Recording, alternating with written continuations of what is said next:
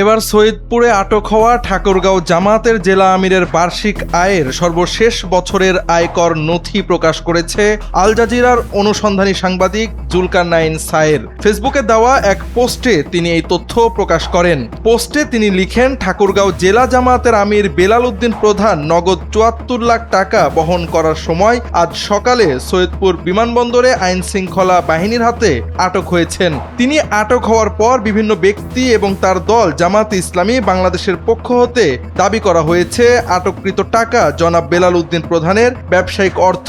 আবার কেউ দাবি করেছেন এসব শ্রমিকদের বেতনের টাকা।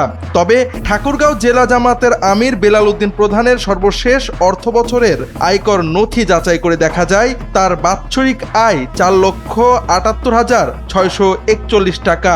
মোট সম্পদের পরিমাণই ২৪,৪৪,৮৬৭ টাকা। যার মোট সম্পদের পরিমাণ ২৪,৪৪,০০০ টাকা, তিনি ঠিক কিভাবে নগদ ৭৪ লাখ টাকা, যা তার মোট সম্পদের ৩ গুণ, একটি বাজারের ব্যাগে করে নিয়ে ঘুরে বেড়াচ্ছেন তা নিয়ে প্রশ্ন তুলেন সায়ের। জানতে চান এই অর্থের উৎস কোথায়। পোস্টের শেষাংশে সায়ের লিখেন, জনাব বেলাল উদ্দিন প্রধান জামাত ইসলামীর একজন জেলা পর্যায়ের আমির বা জেলার প্রধান নেতা। নির্বাচনের ঠিক আগের দিন তিনি কি কারণে ৭৪ লাখ টাকা বহন করেছিলেন সেটা দ্রুত জানা প্রয়োজন।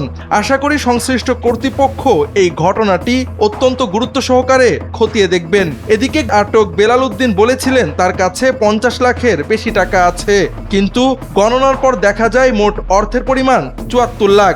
এমন অবস্থায় প্রশ্ন উঠেছে, এই টাকা যদি তার নিজেরই হয় তবে তিনি নির্দিষ্ট পরিমাণ বলতে পারলেন না কেন তা নিয়ে।